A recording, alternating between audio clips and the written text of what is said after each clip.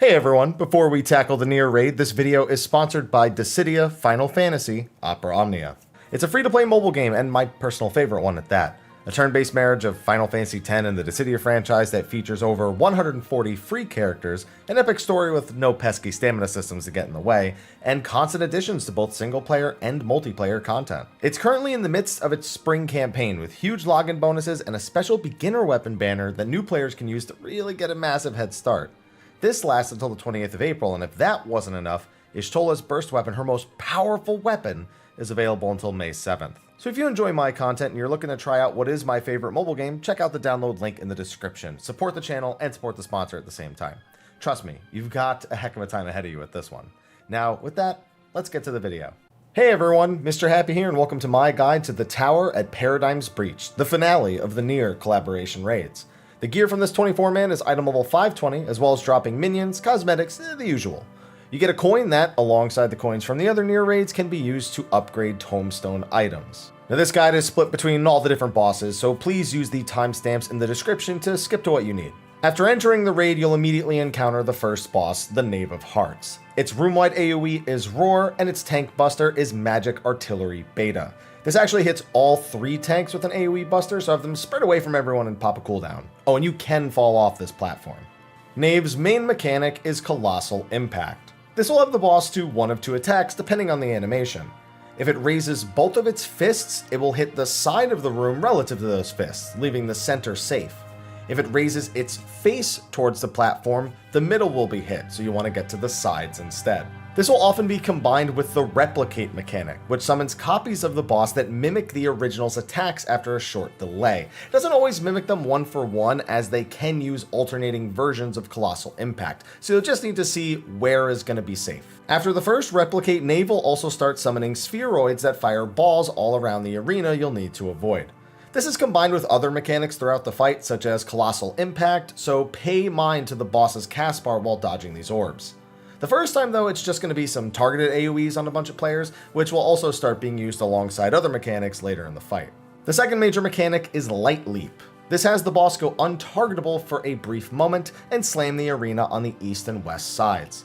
Get to the north and south sides of the room to reduce that proximity damage. This will summon several boxes on the arena as well that you're going to need for the next attack. These do actually kill players if you're standing on the AoE where the boxes appear, so be careful here.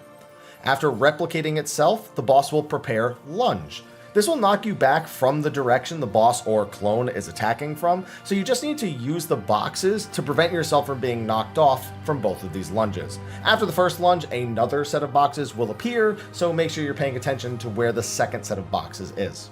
At this point, you've seen almost every mechanic, but the boss is going to continue to add more clones and combine mechanics further. Replicate plus Colossal Impact can now have 3 attacks instead of 2, which means you're just going to have to watch all their animations for an extra impact. So it's just a matter of getting comfortable with paying attention to those cast bars. If you weren't already, use the aggro list to check those cast bars to make sure you're always aware of what the boss or the clones are doing. Knave is also going to combine those targeted AoEs with new alternating line AoEs from the east and west side, but this is just a matter of dodging all of the bad. The last thing I should probably make mention of is Light Leap plus Replicate. From the second time the boss does this combo and onward, the boss itself will also use Colossal Impact as the second lunge is going off, which is going to eliminate some of the safe spaces to handle the lunge knockback from the clone. You just need to be cognizant of the boss itself while you position for lunge so you don't get flung into the impact AoE like you just saw a bunch of people do right there. Just keep repeating these same mechanics until the boss is dead. Success! After a short walk, you'll immediately come to the second boss, Hansel and Gretel. These 2 bosses should be tanked away from each other whenever possible, as they do tether and buff each other during certain parts of the encounter. The first mechanic is Upgraded Lance and Upgraded Shield. At the start of the fight, and pretty much every time they finish another attack, they will each cast one of these upgrades. The one that upgrades their shield will deflect attacks from anywhere except their front side. The tank holding this boss can actually turn it towards the center of the room, so jobs such as Dancer and White Mage can still use their incidental AoEs as normal without fear of being countered. The one that upgrades the Lance is just going to hit a little harder, so just remember this tank will take a little more punishment. During their upgraded phase, they'll also use a number of combo attacks. The first combo here will be Wail or Crippling Blow. Wail is a room-wide AoE, and Crippling Blow is a tank buster. This buster is single target, so you don't have to worry about that shield boss facing the party. And if the bosses actually do get tethered during this phase, they will both receive both buffs, meaning they'll both be shielded, which is really the thing you're going to want to be careful for. Just keep them separated if you have aggro on them. Now, between their shield and lance upgrade phases will be several tandem assaults, which is usually just a quick AoE dance. The first one is Tandem Assault Bloody Sweep. This will have both bosses jump next to each other and raise their weapons to one of their sides. You'll want to be opposite of both of their sweeps, which is only ever in one of two locations. If they raise their lances towards the outside of the room, you'll want to stand between them. If they sweep towards each other, you'll go to the opposite side of the room, as you see here. Now, later on in the fight, they actually have a tether between them that will force them to swap positions before executing Bloody Sweep. This means that whatever it looks like is safe, you just have to do the opposite of it, because that's what it's going to actually be. Now, when they do upgraded Shield and Lance the second time, there will be a couple of new attacks. Seed of Magic Alpha and Riot of Magic Alpha are just going to end up being a few random AoEs on players and a stack marker that everybody else should be splitting. Simple stuff. After that is the second Tandem Assault, Passing Lance. This has both bosses charge through the center of the room with a giant AoE. This AoE will ignite all of the fire orbs that they pass through, which will do line AoEs perpendicular to the boss's charge. Just get between the orbs and then towards the outside of the arena, and this is no problem. After this, Tandem Assault will be Bloody Sweep again, though with that reverse mechanic I mentioned earlier, so you'll want to handle that accordingly. The final new attack is Wandering Trail. This has two variants like Bloody Sweep does. The first time, it will summon chakrams along the outside of the arena that spin and heavily damage anyone who touches them. While they're spinning around, the bosses will use Tandem Assault Breakthrough, another new attack. This just cleaves about 60% of the room, while a proximity AoE hits the center of the room. You basically just want to get to which side is safe from that boss cleave and try to get towards the outside without being hit by those chakrams. Just pay enough attention and it shouldn't be too bad. The second time you see Wandering Trail, the chakrams will start on the outside, but then will move directly through the center of the room, so don't get trapped in the middle. The bosses will also both jump to the center and do Hungry Lance during this, just leaving two approximately decent-sized pizza slices safe from their attacks. Dodge into the pizza and dodge the chakrams. Nothing else to it. Everything else is just more combo attacks of stuff you've already seen. You'll see Seed and Riot plus Tandem Assaults and whatnot. When you actually kill one of the bosses, the other one will spam a room-wide AoE and drop ground AoEs under players until you successfully kill it. But they don't need to die at the same time, so just heal through this and dodge the AoEs until you finish it off. There is a quick trash pull before boss number 3, but frankly there's nothing special. Some AoEs to dodge and mobs to kill, including some very annoying giant 180-degree AoEs out of 4 different armored 2Ps. Really though, we should just move on to the third boss. Next up is the Red Girl. Her room-wide AoE is Cruelty, and her tank buster is Manipulate Energy. Like the first boss, this one targets all 3 tanks with an AoE, so spread out and mitigate these busters. Red Girl's main mechanic is her black and white AoEs. Now, white attacks will destroy black objects, and black attacks will destroy white objects. If an attack hits the same color object, that object won't be affected, which can be used to block AoEs or even free players from entrapments depending on the mechanic. Her first mechanic combo is Shockwave and Barriers. She will make the very center of the room and all of the edges death zones that you'll need to avoid. She will also summon multicolored barriers while giving players Shockwave AoEs. These AoEs will be black or white, and you should use them to destroy the barriers of the opposite colors. There's even several on the ground that will automatically destroy barriers for you in this first one, just to show you how the mechanic itself actually works. Now you can use these to make room so you can move around the arena for some other AoEs that are coming out, specifically line AoEs coming from the outer edge of the arena. These AoEs are also colored white or black, so you'll want to use the same colored blocks to line of sight the AoE. So white line AoEs, use white blocks as a barrier, and vice versa. Just make sure not to overlap Shockwave AoEs and kill players with the raw damage that comes out from them. Next is another pattern of Barrier and Shockwave. Red Girl will actually pull players and trap them in the center of the room surrounded by barriers. Players should ensure to destroy some of these barriers to free those players from the giant meteor that is barreling down in the center of the room, using the Shockwave AoEs like you did before. Once the barriers are broken, hide behind the remaining ones to dodge the big meteor that's coming out. Now her final Phase 1 mechanic is Replicate. She will summon several smaller clones of herself that all do rotating conal AoEs. Honestly, I say just find one and stay behind it as it rotates and you'll be fine. They do 6 total AoEs, so just keep following them until they stop firing. After this, the boss will hit the raid with Sublime Transcendence, dealing room-wide damage, scaring you, and beginning the intermission phase. This phase has each alliance sent into a separate realm to deal with a logic virus. You'll be transformed into a program that can swap between colors and fire a small attack in front of you. Like with the AoEs, you'll want to be the opposite color as the blocks to break them here at first. Once you reach the sphere in the center of the virus, you'll need to make sure your program matches the color of the sphere's attacks to prevent incoming damage, and also make sure to swap colors to kill the small pylons that appear around the arena. It goes quickly enough so long as you understand how the black and white colors from Phase 1 worked. Once all 3 alliances defeat their logic viruses, you'll continue fighting Red Girl as a giant figure. She still continues to use the color attacks with a few new moves to boot. Her biggest new attack is Child's Play. She will chain to random players and force them to march in a cardinal direction when the cast finishes.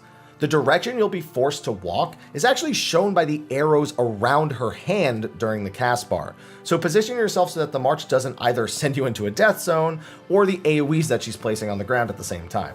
Her next major attack is the barriers again, though this will be accompanied by several colors of those line AoEs from Phase 1 instead of shockwaves. You'll need to block multiple sets of these, so you're just going to look for the same color barriers to do this.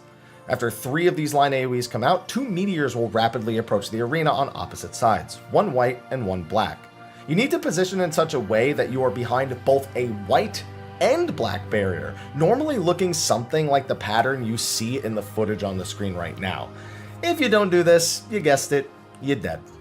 Finally, Red Girl will use the Replicate and Rotating Conal AoEs alongside Child's Play. Now, she won't actually chain the players here, she'll actually drag the replicated ads around the arena instead, repositioning them mid-rotation.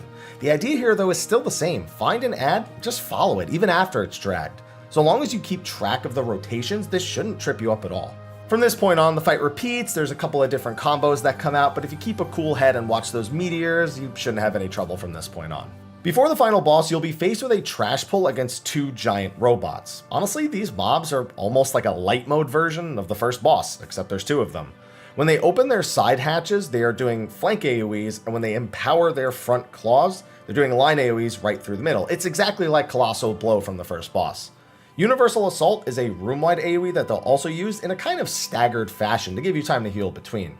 And you'll see balls and line AoEs flying around, almost like the first boss of the very first raid, the Copied Factory. It's honestly just a check to see if you've been paying attention at all in the last 2 years worth of Nier raids.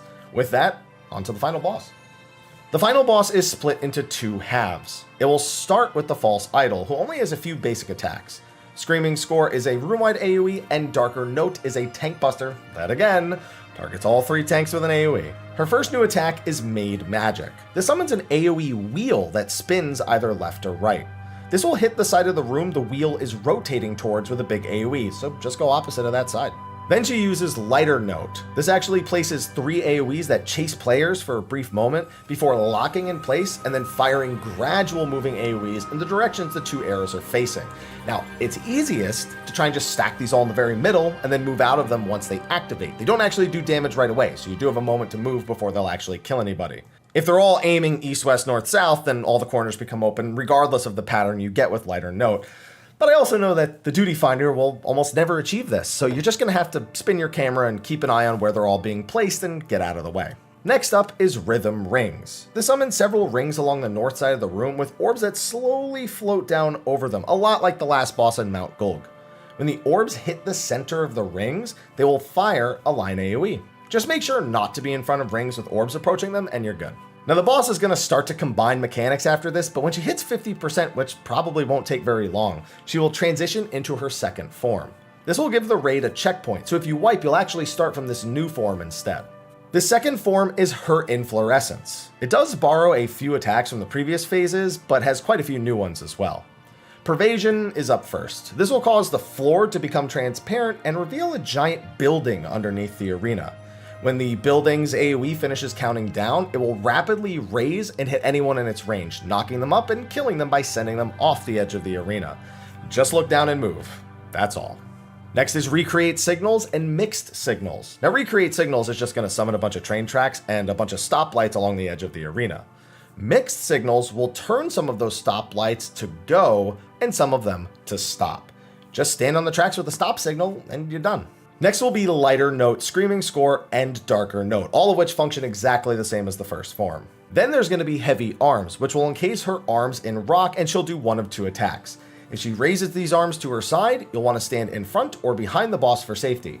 If she places these arms underneath her body, you'll want to stand on her flanks to be safe. It's Colossal Blow for like the 4th time. After that, she will float over to the north side of the arena and cast Distortion. This gives every player a black and white barrier, as well as places an AoE in the middle of the room. Now, 3 waves of AoEs will actually pulse down in that center spot, and you can actually block them by matching the color of your barrier to the color of the AoE. Simple enough, just pay attention and rotate your character whenever you need to. Next is Pillar Impact. This just summons 2 pillars across from each other, one at a time. Now these do a massive knockback when they land, so you want to stand near the pillars and get knocked opposite of where they're landing. Just don't stand under them or you're dead. You can also use knockback resist here, and you can also even use the opposite tower to help prevent the knockbacks if we're talking about the second knockback here. Once both towers land, the boss will use Tower Fall to bring them crashing down. They'll actually lean over first to show you where they're going to fall, and then they'll fall shortly after. Just try not to be under a tower or you're dead. The final new mechanic is Recreate Signal number 2. This time the boss just summons a single train to the north side of the room, and several red girls will pour out of the doors and just start firing orbs at the party. You'll just have to do things like distortions or dodge heavy arms while also dodging these orbs, and get a little chaotic, especially if the tank holds the boss to the very north, and they try to dodge the train track orbs while they're standing 2 feet away from them, and they get 6 stacks, and then it's really hard to heal through, so try not to do that, tanks, please and thank you. These AoEs do start to actually come out a good bit faster too. You'll especially notice this with the rings during distortion, so just keep an eye out for things. That's all you really need to do. Now the mechanics just fire off for the rest of the fight, really. You'll see rhythm rings from the previous phase make a return, and you'll see lighter notes, darker notes, train tracks, flying buildings, more pillars, everything you've already seen. It's just a ton of stuff at this point mixed around in different ways. Keep on trucking until you defeat the boss and you're done. Thank you for watching my guide to the Tower at Paradigm's Breach. Now, when you finish the Nier Automata quest for the first time, you'll actually get a weekly quest that will expand the story over several weeks. You don't even have to do the raids, at least not for the first week. Maybe you will for the second or third, but this is completely independent from any other reward and is hopefully going to bring a satisfying conclusion to the Nier collaboration raids when it's all said and done. But thank you for watching. Be sure to like, favorite, subscribe, and share, and I will see you all in the next one. Until then, take care.